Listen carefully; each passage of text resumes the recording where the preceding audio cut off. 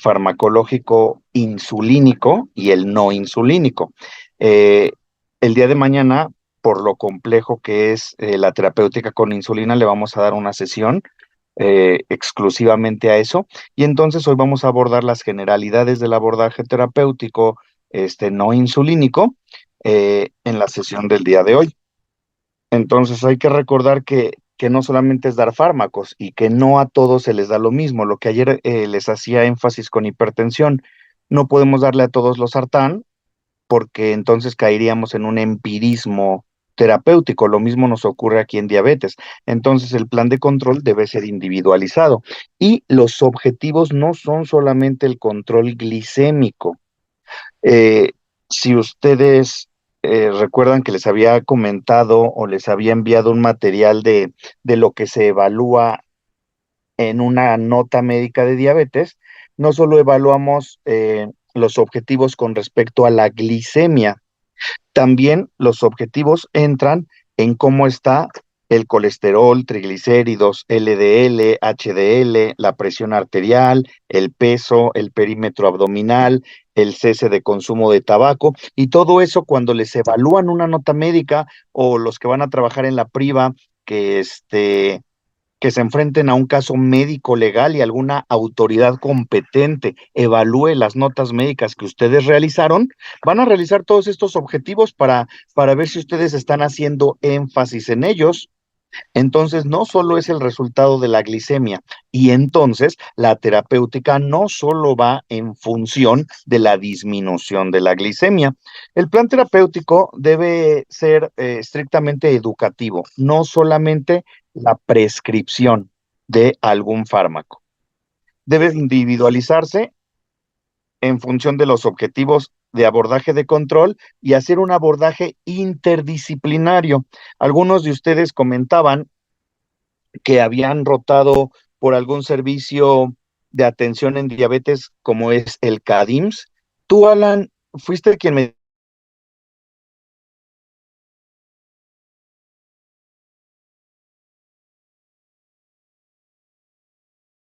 La diabetes del IMSS y es haga de cuenta que un centro donde juntan varios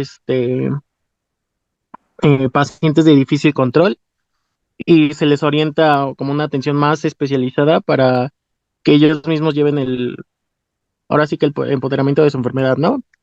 Y les dan cursos como la alimentación, cómo llevar bien su alimentación, qué ejercicios pueden hacer, higiene de pies. Y son, me parece que 6 sesiones en lo largo de un año. ¿Solo es el médico quien da eso? No es un conjunto de equipo especial, son enfermeras, asistentes sociales y nutricionistas y Exacto, médicos entonces familiares. es un abordaje interdisciplinario, como dice aquí en pantalla, en donde no solo el médico es el responsable de la atención, porque la diabetes es una enfermedad muy compleja. Como dice su compañero, interviene enfermería, trabajo social, interviene la estomatóloga, a veces psicología, muy importante, nutrición. No se le puede dejar solo al médico porque la diabetes es una situación muy compleja cuyo pilar de tratamiento no solo es un fármaco, es la alimentación, la educación, la actividad física y el abordaje terapéutico farmacológico. Los elementos de decisión para individualizar el tratamiento son varios a tomar en cuenta. Eh, el control estricto de la hemoglobina glucosilada va a depender de muchos factores. Este, por ejemplo, riesgos potenciales de hipoglicemia, si es un paciente adulto mayor, un paciente geriátrico, en quien correríamos el riesgo si hacemos controles muy estrictos, a lo mejor la hemoglobina glucosilada no la querríamos menos de 7. A lo mejor podríamos permitirnos niveles un poquito más altos. Lo mismo nos pasaría, por ejemplo, con la expectativa de vida. Si es un paciente oncológico, un paciente amputado, un paciente recibiendo un tratamiento dialítico en estadios muy avanzados de su enfermedad, tú ya no tendrías como objetivo hemoglobinas glucosiladas muy bajas, controles muy estrictos. ¿Por qué? Porque arriesgas a ese paciente a hipoglicemias, le mermas su calidad de vida y es un paciente cuya expectativa de vida al ser corta, no le puedes privilegiar la calidad de vida a controles más estrictos de la hemoglobina glucosilada. Sin embargo, un paciente que debuta, a lo mejor un paciente joven, sin comorbilidades, sin complicaciones vasculares, ahí a él sí le tendrías que hacer un tratamiento más estricto. ¿A qué voy con esta diapositiva? A que la individualización de la terapéutica no va enfocada a qué tipo de fármacos solamente, sino también a qué controles, sí, a qué niveles de control podríamos ser estrictos o no con nuestro paciente. Lo que sí quiero que les quede bien claro, es que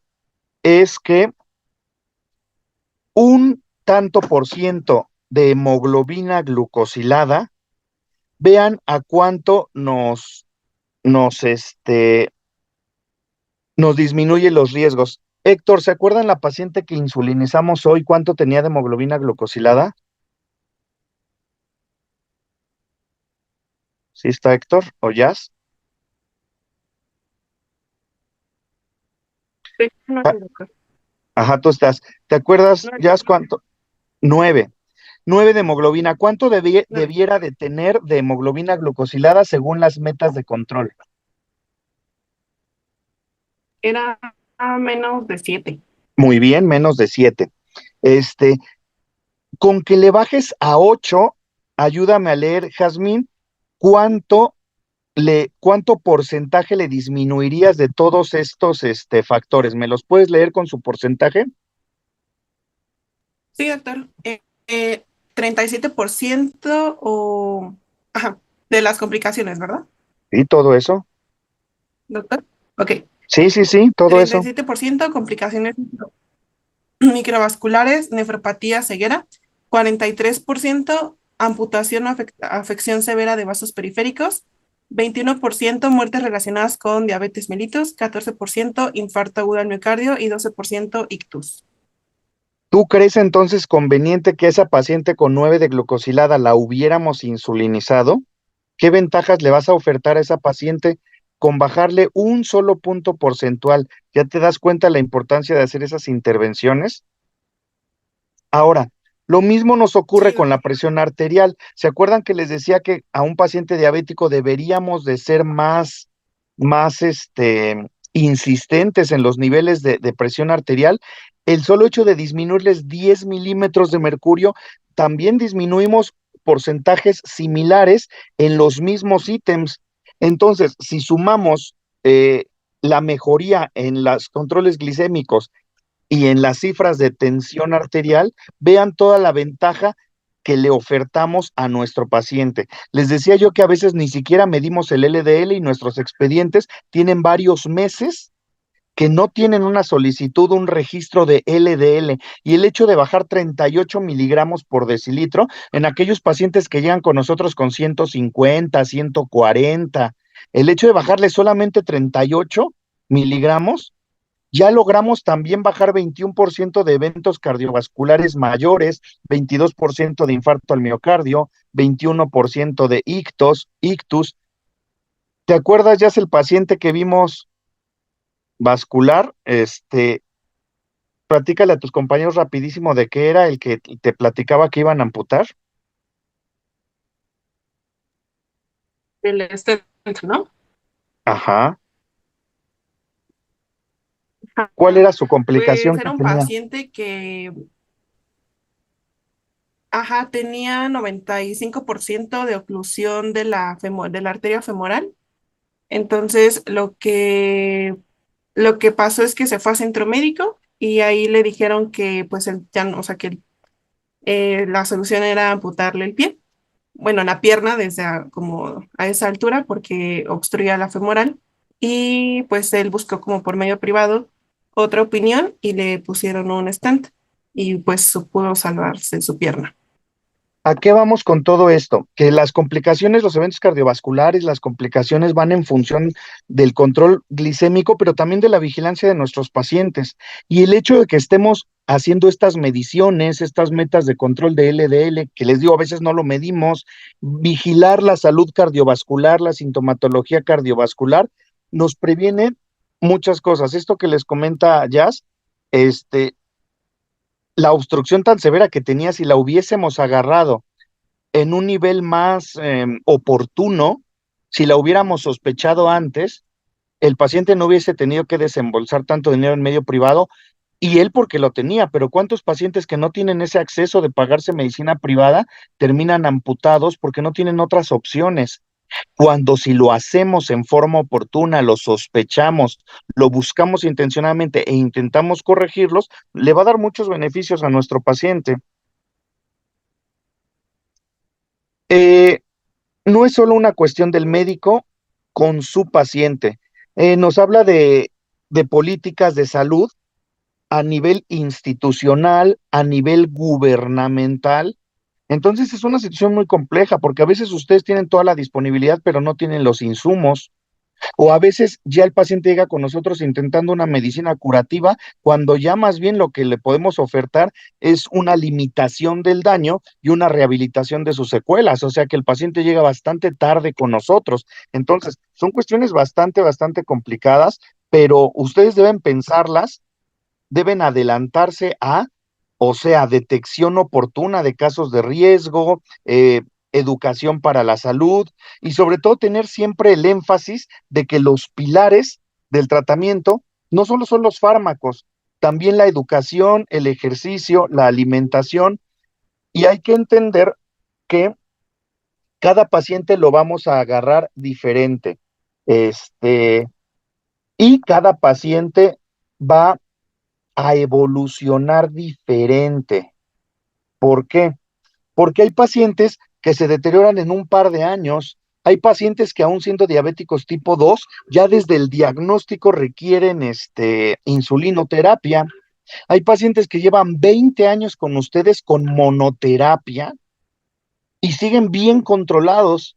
Entonces, la progresión del tratamiento, como nos marcan las guías, nos dice que puede haber un historial de prediabetes desde 10 años antes del diagnóstico y que al inicio del diagnóstico, el paciente ya puede tener complicaciones macrovasculares e incluso microvasculares cuando lo detectamos.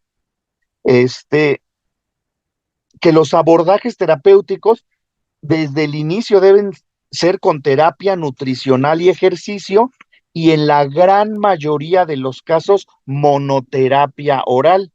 De acuerdo a los algoritmos, Dafne, ¿cuál es la monoterapia con la que empiezas la terapéutica en diabetes en la mayoría de los pacientes? Pues generalmente se puede empezar con metformina. Muy bien, lo vamos a ver más adelante. La metformina sigue siendo hoy por hoy el fármaco no insulínico con el que inicias monoterapia oral. Sin embargo, conforme va pasando los años, los meses o el tiempo que cada paciente va a manifestar, esta terapia ya va a ser combinada. Posteriormente podemos agregar análogos de GLP-1, que es subcutáneo. Alexander, ¿cuál es el único de los 8 antidiabéticos no insulínicos que es subcutáneo? ¿Cuál conoces de los que tenemos en el IMSS o de los que tú conozcas? ¿Me Alexander, repite la pregunta, doctor? ¿sí estás oyendo toda la clase o nada más la pregunta no escuchaste? Es que no escuché esa parte. ¿Cuál de los 8 antidiabéticos no insulínicos es el único que es subcutáneo? La pioglitosina. ¿La pioglitazona lo pone subcutáneo? No. Montserrat,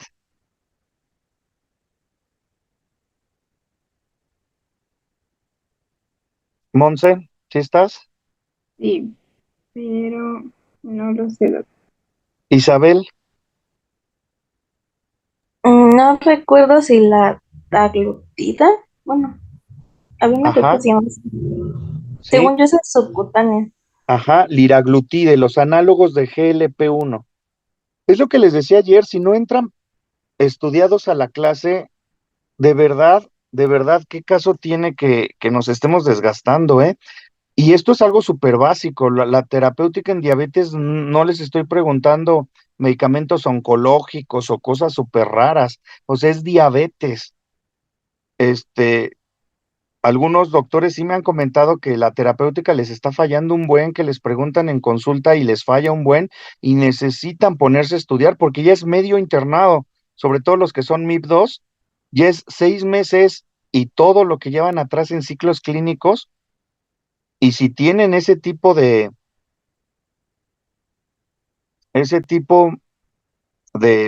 desconocimiento en esto, híjole, de verdad que vale, necesitan ponerse a estudiar.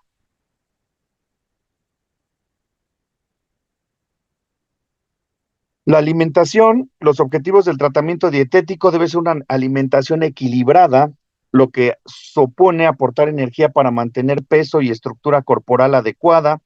Debe contribuir a normalizar el control metabólico, el control lipídico, de la presión arterial, también adaptarse a las posibilidades económicas del paciente. No todo el mundo puede comprar algunos alimentos que son ideales en diabetes y que por su costo no están disponibles para la gran mayoría de pacientes que se atienden en los servicios públicos de atención en salud. Por eso nutrición justamente allí entra para abordar una dieta completa, equilibrada, con las calorías que requiera cada paciente, con los porcentajes de carbohidratos, de proteínas y de grasas que son necesarios en cada uno. Aquí en la pantalla están qué porcentajes son, a veces son pregunta de examen, qué cantidad de fibra, limitar el consumo de alcohol, de sodio, la prescripción de ejercicio. Débora, si tu paciente llega contigo antes de mandarlo a hacer ejercicio, ¿qué necesitas evaluar? El esfuerzo, eh, bueno, leí hoy lo de los nets, pero ese es como ya más específico, y como su actividad diaria de cuánto, su prueba de esfuerzo, doctor, eso. Muy bien, una prueba de esfuerzo para evitar que ¿qué? Pues bueno, que se super cansan o no O entiendo. que se infarte, ¿no? Ah, pero sí, sí, un daño, sí. Imagínate, lo manda, no lo has evaluado, le mandas a hacer ejercicio y ahí lo pones en tu nota, porque hasta eso lo pones en la nota. 30 minutos, 5 veces a la semana y el segundo día ya se te infartó y el paciente te demanda. ¿Tú cómo te vas a defender? Son casos reales, Ajá. situaciones reales. ¿Cómo te vas a defender? No, ¿Qué, pues o- no. qué otros riesgos, Héctor, tendría el ejercicio en un paciente diabético? ¿O qué otras cosas tendrías que evaluar en un paciente diabético antes de mandarlo a hacer ejercicio? Pues sería una evaluación, de todo, ¿no? O sea, checar presión arterial, si tiene otras comorbilidades, checar su peso, su talla, Ujú, es diabético. ¿De qué riesgos podría tener si lo mandas a hacer ejercicio? Nancy,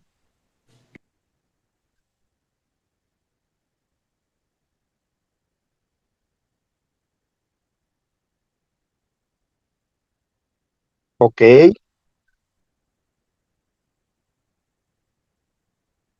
claro, sí. A mí me ha tocado, a mí me ha tocado pacientes que, que ellos no venían a que les revisaras el pie, ellos venían nada más a surtir su medicamento y a veces hasta se enojan porque creen que van a la tienda de abarrotes y te dicen, yo nada más vengo por mi medicamento. No, señor, pues no viene al Walmart, viene a una consulta médica. Y cuando ustedes, porque ustedes lo hacen, no yo, cuando ustedes le revisan los pies, me ha tocado pacientes que tienen úlceras, que tienen lesiones y que el paciente ni se había dado cuenta. Entonces, es importante una evaluación a ese nivel por muchas cosas. Y en cuanto al ejercicio, porque si tú lo mandas a correr, a trotar, lo mandas a un campo y tiene alguna lesión ulcerosa, se puede lesionar aún más. Luis, ¿qué otra situación? Si el paciente diabético está descontrolado y tú lo mandas Ajá, a hacer ejercicio, puede que el mismo paciente tenga pérdida de peso por los valores de glucemia y todavía con el ejercicio puede llegar a bajar más de peso, condicionando que tenga importantísimo. hipoglucemias. Sí, muy bien, Luis, importantísimo. Tanto, el descontrol, tanto hiper como hipo, ¿a qué me refiero? A lo mejor es un paciente que tienes con muy buenos niveles y tú con mucha confianza lo mandas, pero nunca le explicaste que se puede hipoglucemiar con la actividad física, porque él tenía niveles de normalidad.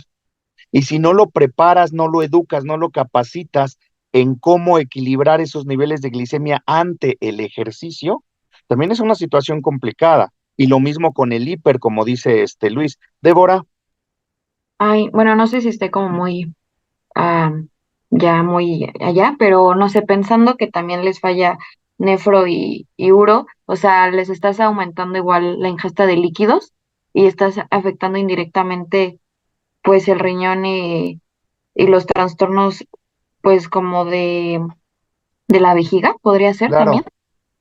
Y sobre todo el riñón, porque el ejercicio extenuante sin una vigilancia o cuando es súbito, cuando no ha estado con un acondicionamiento físico, ese ejercicio extenuante puede precipitar la proteinuria y la proteinuria te friega el riñón. Entonces, esa evaluación renal que mencionas es importantísima. ¿Y qué pasaría con los ojos, Karime Falcón? ¿Qué pasaría con los ojos? Soy Karen Doc. Karen, perdón, Falcón. Pues puede igual aumentar, o sea, Si tuviera retinopatía y lo mandas a hacer ejercicio, sí, igual, o sea, yo estaba pensando que podría aumentar igual la presión intraocular. a lo mejor hasta provocarle un desprendimiento de retina cuando la retinopatía está avanzada. Entonces, ¿será importante que lo mandes al oftalmólogo a una valoración rutinaria o no, Karen? Sí, sí es importante. De Desde hecho, se manda luego, anual, ¿no? claro, desde luego. Miriam, También sería importante evaluar que los pacientes no tengan neuropatía porque claro. podrían lesionarse haciendo el ejercicio y no percatarse de su lesión y progresar. ¿Sí? Y llegan con lesiones, con contracturas, con rupturas de tendón. Me acaba de llevar el bimestre pasado un paciente con ruptura del tendón bicipital y le habían dicho que era un tumor porque se le veía la bola aquí en el brazo y realmente se le había roto el tendón y nunca le había generado molestia. Y como dice Miriam, era un paciente con neuropatía, con 20 años de diabético, que jamás se percató de esa ruptura. Y entonces, todo ese tipo de lesiones nos obligan a la valoración integral del paciente diabético, que es el punto medular de esta sesión. O sea, no nada más es, sí, vaya a hacer ejercicio, sí, coma bien. No, debe ser un equipo multidisciplinario, pero sobre todo dirigido por el médico de primer contacto, con una evaluación integral por este médico. Dafne, También sería importante, dado que el sobrepeso y la obesidad se asocian mucho a este tipo de, bueno, ajá, esta patología, pues valorar el tipo de ejercicio que es conveniente para nuestro paciente. O sea, sabemos que es aeróbico, totalmente. pero también por el impacto que puede tener, porque pues muchas veces nada más se le dice al paciente que haga ejercicio, pero no qué tipo de ejercicio. Entonces, pues o sea, el paciente puede llegar a realizar ejercicio de alto impacto que puede repercutir pues tanto en articulaciones como pues también en llegar a un infarto, como nos había comentado hace rato. Exacto, hace tiempo estaba muy de moda la bicicleta. ¿Cómo se llama ese ejercicio que se hace en bicicleta que estuvo muy de moda? Spinning, no. Spinning, ¿Cómo? spinning. Ajá, el spinning. Y como dice su compañera, no todo paciente es candidato. Un paciente con obesidad, con gonartrosis, lo vas a lastimar más, lo vas a lesionar y entonces ya va a regresar contigo con una lesión articular que no tenía. Este, las medicinas, dice Everett Koop, no funcionan en los pacientes que no las toman. ¿Y cuántos de nuestros pacientes le preguntas qué toman y de pronto te dicen, ahí léalo en la computadora? No, señor. Si yo no estoy tratando máquinas, estoy tratando personas. Y la computadora puede decir una cosa, pero cuando yo le pregunto al paciente qué toma, resulta que a veces ni siquiera se toma la terapéutica. Y él mismo se echa de cabeza cuando te dice, no me dé metformina, doctor, porque tengo varias cajas. ¿Por qué va a tener varias cajas? Porque no se la está tomando. Y es una forma indirecta de que ustedes se den cuenta si el paciente tiene apego terapéutico o no. Y por eso los interrogatorios son muy importantes. Y a veces ustedes nada más se limitan a surtir la receta y el paciente les dice, esto es lo que tomo. Y ustedes se lo regresan, tenga para un mes. Eso no es una consulta médica. Entonces, desde allí vienen cuestiones de la consulta que el paciente ni siquiera se ha dado cuenta que ustedes ya están evaluando.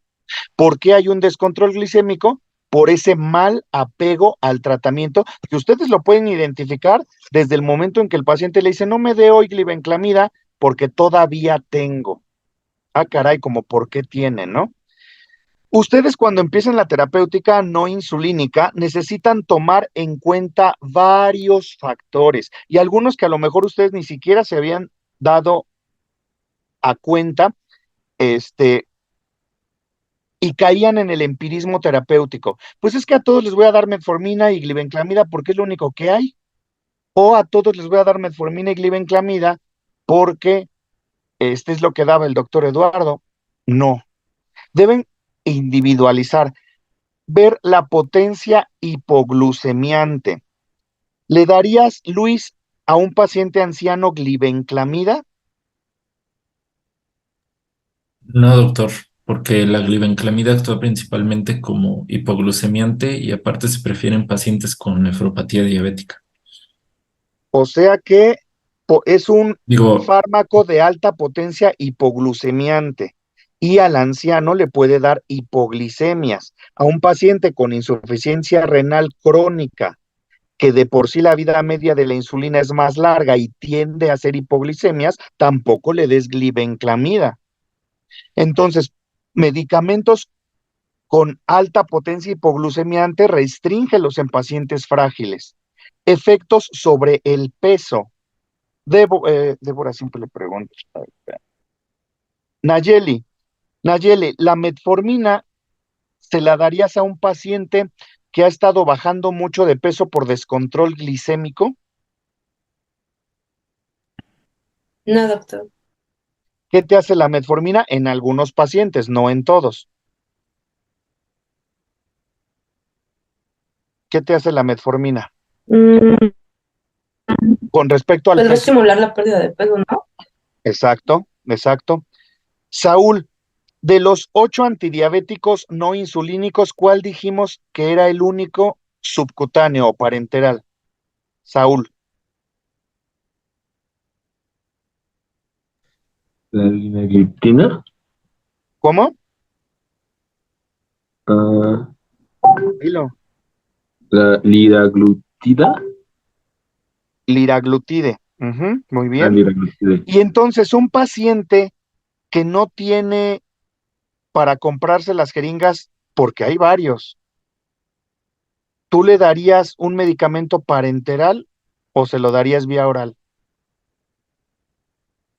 Vía oral, O pues si por no, pues ejemplo, un receta. paciente con retinopatía avanzada que ya tiene alguna discapacidad visual y que vive solo, ¿le sería fácil para él administrarse algo subcutáneo, como el inhibidor como el agonista como el agonista GLP o como la insulina? Y entonces eso también deben preguntárselo a la hora de prescribir una terapéutica, la experiencia en su manejo. Un paciente que no sabe, no puede, tiene Parkinson, le tiembla la mano y vive solo, no va a poder inyectarse algo parenteral. Efectos subcutáneos, el precio. Hoy día ya tenemos varios antidiabéticos no insulínicos. Tenemos dapaglifosina, tenemos linagliptina, por ejemplo, pero cuando se acaba en el IMSS y que no hay en existencia y que el paciente lo necesita tomar, resulta que llega a la farmacia y le salen alrededor de 1,000 pesos. El paciente es un paciente solo, que solo vive de su pensión y la pensión medio le alcanza para mal comer. Y entonces tienes que buscar una terapéutica que lo controle, pero que no le impacte en su economía, sobre todo que pueda pagarlo, porque a lo mejor dice, me llegó mi aguinaldo y me alcanza para enero y febrero tener linagliptina y dapaglifosina, pero resulta que marzo, abril, mayo y junio ya no le va a alcanzar y no lo va a comprar y se va a descontrolar. Y de pronto ustedes dicen, no, es que yo le tengo que dar dapaglifosina porque es lo mejor. ¿Para qué darle glibenclamida? ¿Para qué? Porque la glibenclamida es sumamente barata. Si es lo único que puede comprar tu paciente, lo único que vas a hacer es dosificarla a una dosis que él pueda adquirirla. Eso te va a asegurar una adherencia terapéutica. De nada sirve darle el mejor fármaco si no lo va a poder consumir el paciente porque no le alcanza. Entonces el precio es otro de los puntos a considerar a la hora de prescribir un fármaco. La edad no es lo mismo prescribir a una persona de 80 años que a una de 19 años. Los niveles de hemoglobina no es lo mismo la decisión terapéutica que vas a tomar cuando tu paciente lo estás recibiendo con 8 de hemoglobina glucosilada a aquel que recibiste con 14 de hemoglobina glucosilada. Este último, en definitiva, le vas a dar insulina. No lo puedes controlar con un antidiabético no insulínico. El peso, decíamos hace rato, otras comorbilidades como la insuficiencia renal. Alan, tu paciente lo encuentras con un KDIGO de 4 y está con metformina cada 8 horas para su diabetes. ¿Qué decisión terapéutica tomas y por qué? Retirarle inmediatamente, ¿no? Porque si está en Claro. código 4, está en menos de 15 y es contraindicación. Bueno, A ver, desde 30, ¿KDIGO ¿no? 4 está a menos de cuánto? Menos de 15, ¿no? ¿Seguro? ¿Y el Sí. KDIGO 5 entonces? Ah, ¿Cuánto es? entonces no, era 30, ¿no? Sí, era 30. Ujú, menos de 30 y contraindica totalmente el uso de metformina porque causa acidosis láctica.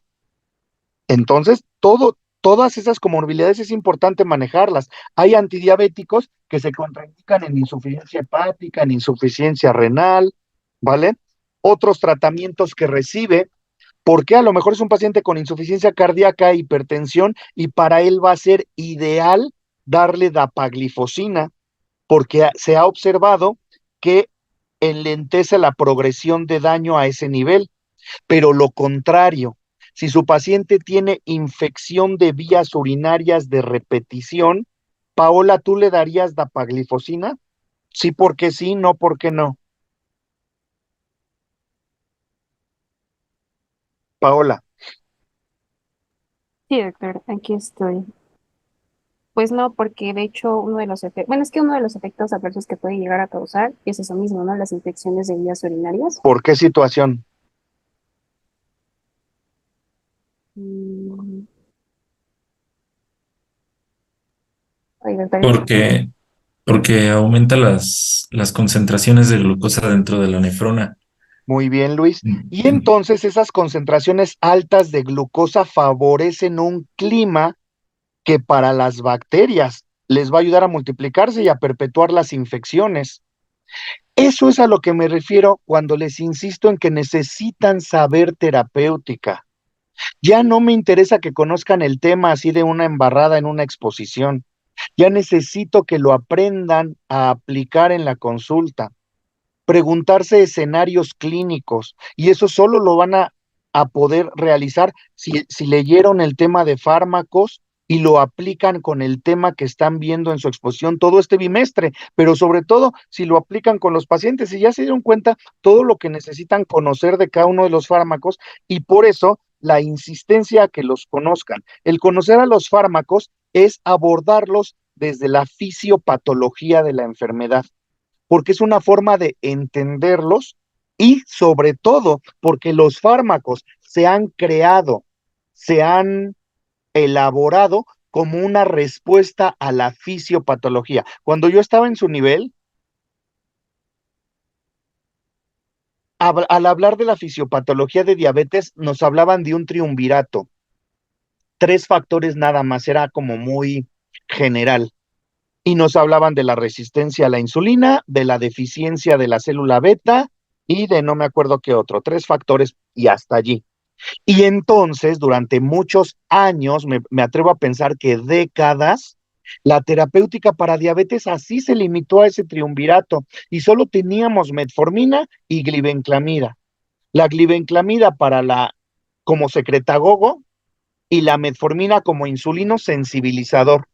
Y durante muchos años, hasta hace apenas 2 años, imagínense, hasta hace apenas 2 años o menos, la Secretaría de Salud introdujo todo un arsenal de 7 diferentes medicamentos antidiabéticos no insulínicos en el sector salud público. No significa que sean nuevos. En la medicina privada se trabajaba con ellos desde hace años, desde hace mucho tiempo, pero en el sector privado, o sea, masivamente a toda nuestra población, tienen muy poco. Por eso les digo que esto nos va cambiando. Si hace 20 años hablábamos de la fisiopatología dentro de un triunvirato, con el paso de los años se habló del octeto ominoso, que de Fronzo, si ustedes googlean, investigan un poquito sobre esto, de Fronzo propone una teoría donde nos hablaba de 8 factores dentro de la fisiopatología. Pero conforme esta teoría se va desarrollando, se encuentran 11 factores. Y es lo que le llamamos orquesta ominosa. ¿Por qué es importante conocer estos 11 factores? Porque es entender a la diabetes desde varios aspectos. ¿Y de qué nos sirve en la práctica cotidiana? Porque se han creado más fármacos, ya tenemos 8 antidiabéticos no insulínicos y cada uno actúa dentro de esos diferentes sitios. Una forma que a mí me gusta mucho de enseñarles este tema es que esta que ven en pantalla la impriman y ahí apunten en cada uno de los puntos, en cada uno de los elementos, cuál es el fármaco que está interviniendo allí. Hay muchos de los fármacos que intervienen en más lugares. Por ejemplo, Luis, la metformina, que es el que dijimos que es con el que vamos a empezar.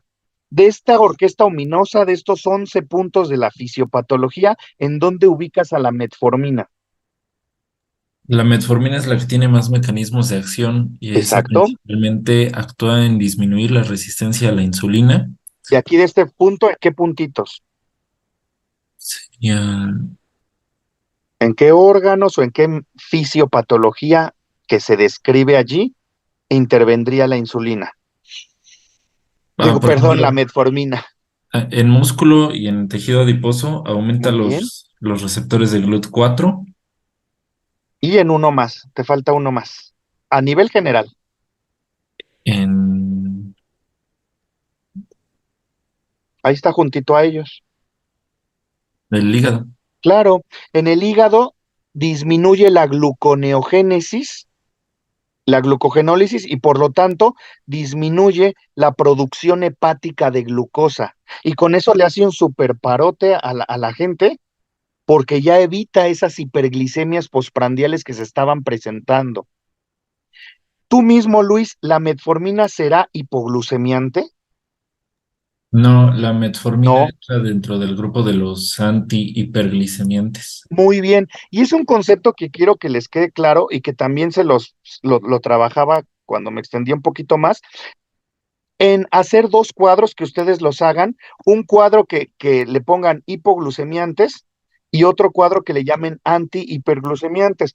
Cuando doy este tema, algunos de ustedes me dicen, oiga, doctor, yo leí que alguno puede ser antihiper y también puede ser hipo. Claro, desde luego, la pioglitazona, por ejemplo, tiene ciertos factores también que estimulan la producción desde páncreas. Sin embargo, no es el mecanismo principal, sino son como mecanismos muy de coletazo mínimos, y entonces en términos grandes, en términos generales, podríamos agrupar a los fármacos en 2 grupos: hipoglucemiantes, que son los secretagogos. Los hipoglucemiantes son los secretagogos, o sea, los que exprimen al páncreas directa o indirectamente para que suelte insulina. Algunos actúan allí mismo, como la sulfonilurea, que es la glibenclamida, que es el mecanismo, el fármaco por excelencia desde hace muchas décadas. Ese exprime al páncreas, pero lo mismo nos hace la metiglinida, que es el único de los 8 que no tenemos en el IMSS, el único de los 8. Y es muy peculiar las glitinidas, las metiglinidas, como el Prandin, que aquí ven en pantalla, que es repaglinida, o el Starlix, que es nateglinida, y los dos se comercian en México, de laboratorios muy reconocidos como Novartis o Sanfer. ¿Cuál es la peculiaridad con diferencia a la sulfonilurea? Que las metiglinidas son secretagogos de acción rápida. Si tú tienes un problema de hiperglicemia postprandial, le das prandin al inicio del alimento y ese va a exprimir al páncreas y soltar insulina rápido en el momento. Te ayuda mucho para la hiperglicemia postprandial. En cambio, la sulfonilurea no. esta anda flotando 24 horas en el cuerpo y por eso de pronto es tan dañina en causar hipoglicemias, porque si tú pasas más horas de lo debido sin alimento, ¡pum! La glibenclamida sigue haciendo efecto todas las horas del día y te provoca estos efectos. Pero también dentro de este grupo de hipoglucemiantes tenemos dos que no actúan en la célula beta, sino actúan con la vía de las incretinas. Alan, ¿te acuerdas de la vía de las incretinas? ¿Dónde se producen las incretinas? ¿Para qué sirven? ¿Qué hacen? ¿Qué efecto tienen en el páncreas? Así rápido. Alan, ¿sí estás? No. ¿Alguien sabe rápido cómo? Acuérdense que ya tenemos pocos Las minutos. células L que están en el duodeno, en el intestino, generan GLP-1 y las células K generan el HIP y esos son los que se unen al receptor de incretinas del páncreas y permiten la liberación de insulina. Exacto, entonces se producen en el intestino y viajan hasta el páncreas para estimular la secreción de insulina. Entonces capten bien eso. Y entonces tenemos un fármaco que es análogo de estas incretinas. Cuando tú lo aplicas, cuando tú lo administras, va a viajar como si fuera la incretina misma hacia el páncreas y va a estimular desde el páncreas la liberación de insulina. Por eso le digo que es un secretagogo. ¿Cuál es ese fármaco, Luis? ¿Análogo de incretinas? La liraglutida. Muy bien, que es el que les decía que es el único de los 8 que lo administramos subcutáneo. Pero resulta que en esta vía de las incretinas, uno de los villanos, Bueno, ¿sí? Ya, ay, ¿por qué? perdón, me sacó esta cosa. ¿Qué me preguntó? Perdón. No, ya la contestamos.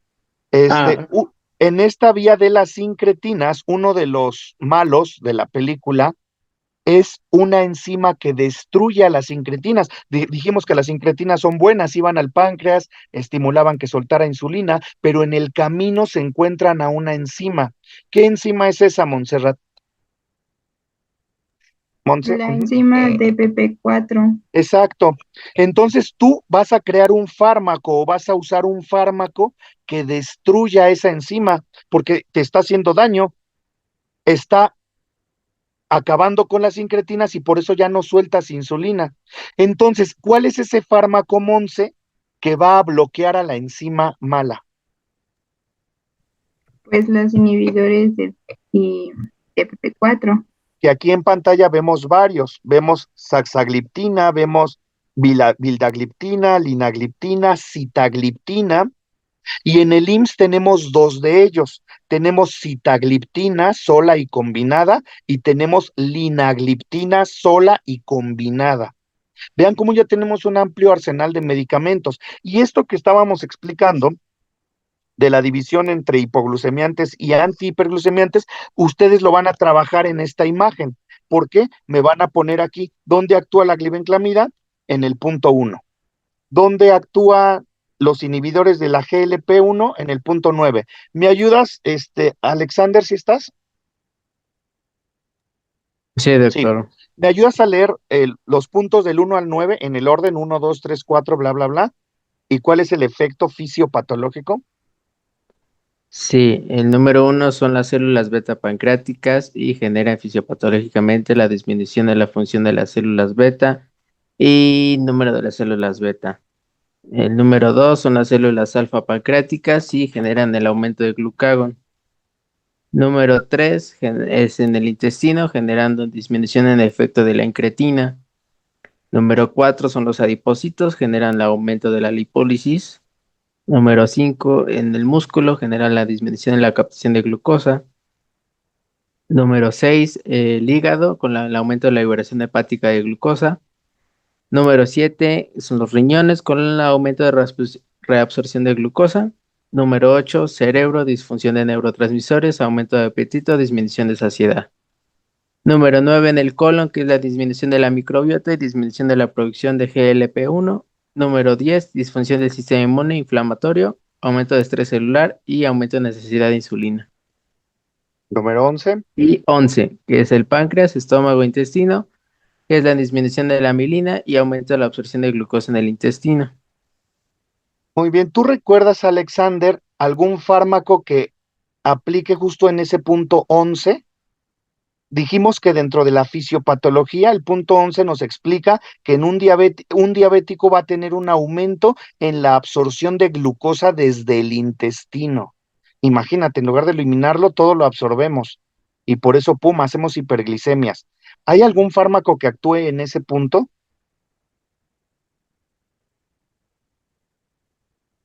Bueno, no sé si son las sulfonilureas con la No, la liberación del... sulfonilurea es secretagogo. No me lo confundas, ya explicamos los secretagogos. Esos actúan solamente en el páncreas, estimulando la liberación de insulina desde el páncreas. Serían los inhibidores de la dipeptidasa 4. Inhibidor de la dipeptidilpeptidasa 4. No, porque estos inhiben la enzima desde la vía de las incretinas. Alan, Es la acarbosa, ¿no? muy Pero bien. yo tenía ¿Cómo entendido funciona la que carbosa, Alan? es un inhibidor de la alfa del alfa ¿Qué es glucosidasa. la Es una enzima que alfa-glucosidasa? ¿Qué es la es una enzima que alfa-glucosidasa, se encarga Alan? de desdoblar. Es una Muy enzima bien, que se encarga de desdoblar los carbohidratos complejos. O sea, favorece que nosotros degrademos los carbohidratos complejos para que los absorbamos. muy bien. Te comes una dona de chocolate. Esa dona de chocolate que te comiste son carbohidratos complejos que tus vellosidades intestinales no pueden procesar y absorber adecuadamente. Esa enzima que tú tienes en el intestino la desdobla, la absorbes y ¡pum!, haces hiperglicemia. Este fármaco bloquea a esta enzima. Aparentemente pudiera tener una muy buena respuesta porque dices, pues ya no se va a absorber, pero ¿qué pasaría, Alan, si esa dona, todos esos carbohidratos no se absorben, pero se empezaron a desdoblar y se quedan en el intestino transitando? ¿Qué Que les va a llega el pasar en efecto el adverso, intestino? ¿no? Que ¿Cuál llega es el ese efecto efecto? adverso por el que que ocurrían diarreas, gases y constipación. Meteorismo, dolor, gases, que va en relación a la mala dieta. De pronto es Sí, por bueno eso quedé por último.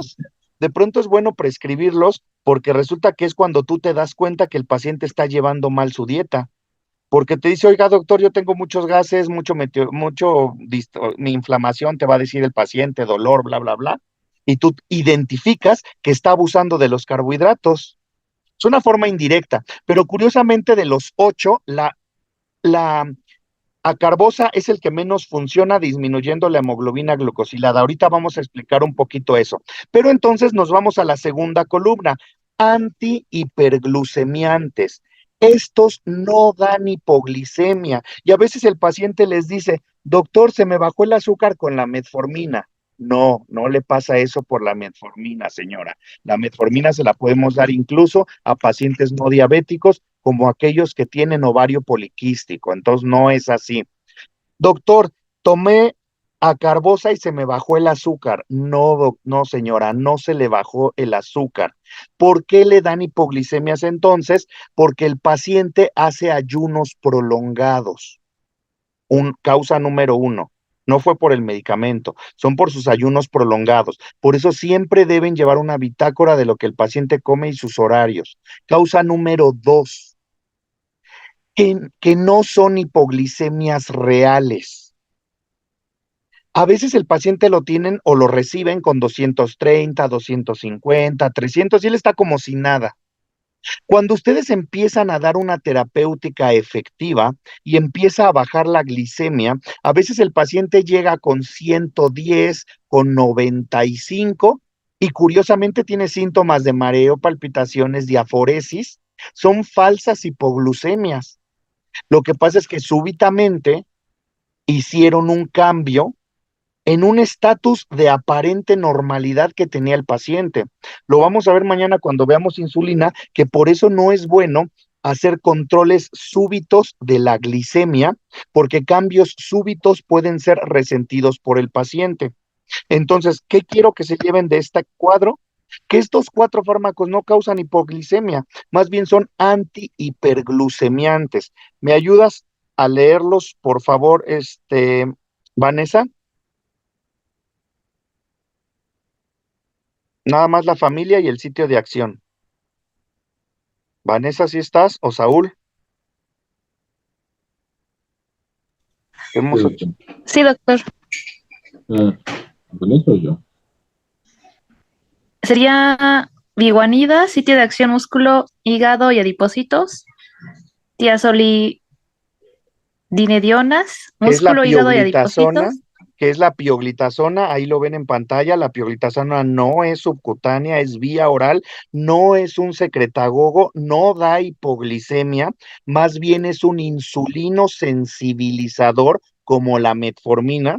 También es otro tip. Si van a hacer una combinación, hagan combinaciones adecuadas, no como decíamos ayer en hipertensión, como cuando queríamos a lo mejor combinar los sartán con captopril. Son de la misma vía. Lo mismo me pasa aquí.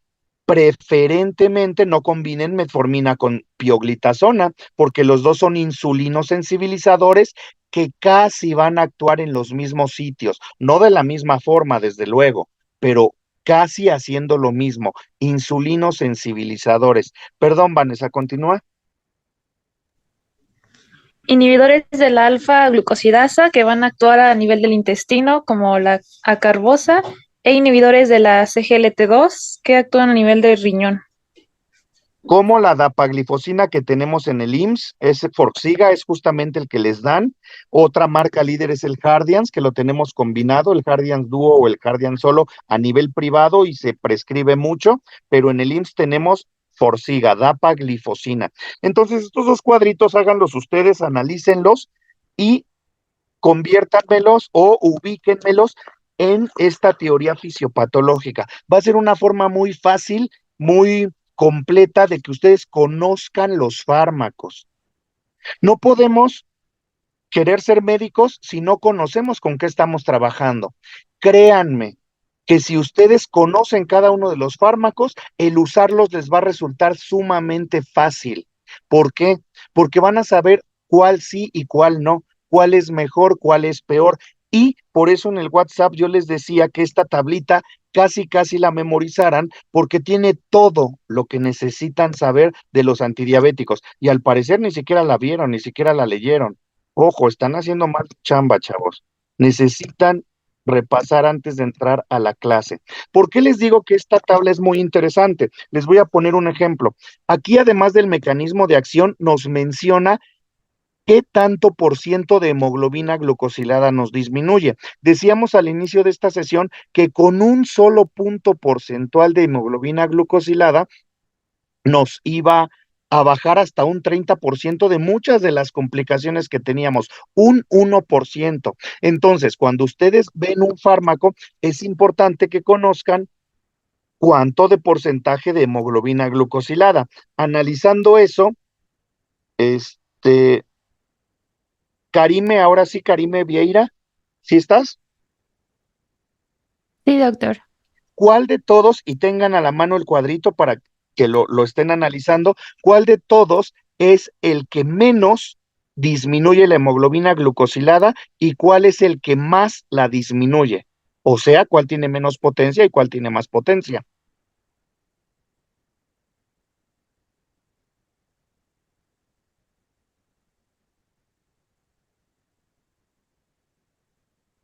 Cuatro minutos me quedan. ¿Sí ya lo ubicaste?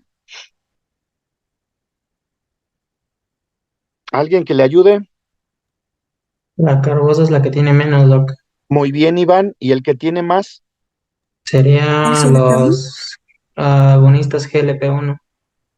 Que hoy día, ahora que acaban de entrar al mercado, al instituto, al sector salud, algunos algoritmos ya están cambiando. Y si bien les decía yo hace rato que la metformina es el que hoy por hoy sigue siendo el fármaco con el que vamos a empezar, algunos algoritmos ya nos dicen que podemos iniciar con inhibidores, perdón, con agonistas del GLP-1, y ahí, como bien nos dice, es el que más potencia tiene. Entonces, eso es importante considerarlo. De pronto, si yo quisiera saber cuál se contraindica en mi paciente, porque mi paciente resulta que alguna vez tuvo ¿Qué puede ser, por ejemplo, insuficiencia hepática? Y yo le voy a dar de lo más nuevo que tengo, que es un inhibidor de la DPP4. Resulta que la vildagliptina se contraindica en insuficiencia hepática. O algo que estamos prescribiendo mucho ahorita en el IMSS, la dapaglifosina. No sé si se han dado cuenta que ya varios de nuestros pacientes tienen dapaglifosina. Resulta que si no valoramos la tasa de filtración glomerular, pues podemos estar cometiendo errores. La dapaglifosina se contraindica en tasas de filtración menores a 60, o sea, desde el estadio 3 ya se contraindica, y la empaglifosina desde el estadio 4, pero es algo que casi no consideramos. O un paciente con cirrosis o con un estadio 4 o 5 de CADIGO, hay que quitarle la metformina, como decíamos hace rato cuando Alan intervino. O saber que un paciente con una tasa de filtración glomerular en un estadio 4 o 5, la glibenclamida tampoco la debemos dar por el riesgo de hipoglicemias. No nos vamos a detener porque ya se nos acabó el tiempo, pero así como les estoy pidiendo que analicen este tipo de casos y ya se dieron cuenta todo lo que les puede aportar este cuadro, así es como quiero que me lo repasen, porque ya se dieron cuenta ustedes todo lo que necesitan saber. ¿Cuándo tiene más un efecto preprandial y postprandial? Por ejemplo, la carbosa que mencionamos mucho, es más un efecto postprandial porque va a evitar que se eleve la glicemia después de comer, porque evita la absorción. Sin embargo, por ejemplo, la metformina, su efecto es mayor preprandial. Al finalizar la expo, vienen unos algoritmos en donde nos dice que de la mano de un tratamiento no farmacológico, siempre de elección la metformina. ¿Qué nos puede causar la metformina? Intolerancia gástrica. Tú como médico en tu práctica privada, ¿qué harías si tiene intolerancia gástrica? Luis, ¿cuál sería tu opción si tuviera intolerancia gástrica y estuvieras en la medicina privada?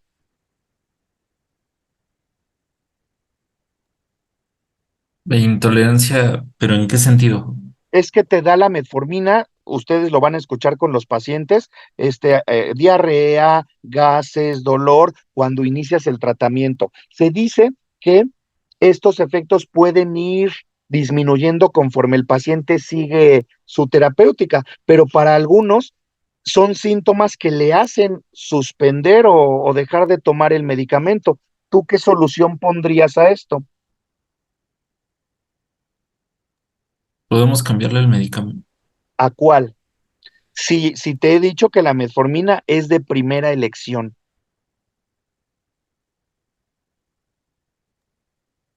Pasar al Ahí dicen el algoritmo. Alexander, de Bueno, de acuerdo al liberación algoritmo dice prolongada que es de, justamente, o inhibidor de liberación prolongada o DPP4. de PP4. exacto. Por eso yo les decía o les preguntaba mañosamente qué harían en la consulta privada. Desgraciadamente, aquí en el instituto todavía no tenemos metformina de liberación prolongada y no todos los pacientes pueden comprarla. Y a veces si tú le dices al paciente en el IMSS, compre esto, el paciente lo toma mal y te puede ir a acusar de una práctica inapropiada para el instituto, porque para el instituto le tienes que dar con lo que cuentas. Sin embargo, si ustedes trabajan en la prueba, tengan mucho eso en consideración. La metformina de liberación prolongada es una muy buena opción porque disminuye tremendamente estos efectos, es de mejor tolerancia, a veces en monodosis, porque hay presentaciones de 1000, de 850, de 500, y a veces en monodosis logran una mejor adherencia terapéutica. Si no se controla, entonces ahí sí empiezas la progresión a 2 fármacos o a 3 fármacos, o sea, la terapia dual o la terapia triple, de acuerdo a los algoritmos. Por favor, analicen bien estos algoritmos, porque los llevan muy de la mano. Si el paciente tiene enfermedad cardiovascular, ¿Cuál sería lo ideal para él? Si el paciente tiene hígado graso o tiene obesidad, ¿cuál le darías o cuál no le darías? Si es un paciente frágil, o sea, un paciente anciano con enfermedad renal terminal, con riesgo de hipoglicemia, ¿cuál le darías? Ahí no le darías glibenclamida, ahí le darías, por ejemplo, un inhibidor de la DPP4 o una dapaglifosina. Entonces, si ustedes analizan poco a poco todo este algoritmo, se van a dar cuenta todo el conocimiento que pueden obtener en cuanto a esta terapéutica. Y esta tablita, que aunque está en inglés, yo siempre se las incluyo, se las explico, ya no nos da tiempo, analícenla, nos habla de las consideraciones a la hora de elegir siempre la metformina, pero nos dice, tú debes considerar la eficacia, el riesgo de hipoglicemia, los efectos en el peso, los efectos adversos y el costo. Teniendo esta consideración, conocer cada uno de los fármacos, qué características tiene en estos 5 rubros que te mencioné y tomar la mejor decisión. ¿Con qué vas a combinar metformina? Si el paciente tiene una economía mala, pero también es un paciente delgado, es un paciente anciano, y entonces empiezas a encontrar respuestas que solo vas a tener conociendo los fármacos. Para acabar pronto, entonces sí tienen mucha chamba analizando esa tabla que les di de los fármacos, conociéndolos y estudiando estos algoritmos. Mañana vamos a ver terapia de insulina. Por favor, lean el tema. Les mandé la presentación, léanla, analícenla, porque no les va a resultar fácil escucharme y captar algo si no leyeron antes el tema. ¿Estamos? ¿Algo a comentar antes de concluir o podemos concluir? No, todo bien, doctor. Muchas gracias. Perfecto. Cuídense mucho, los veo mañana, los escucho Gracias, mañana, que estén Doc. muy bien. Doctor, hasta mañana. Buenas noches, gracias. Bye, doctor. Buenas noches.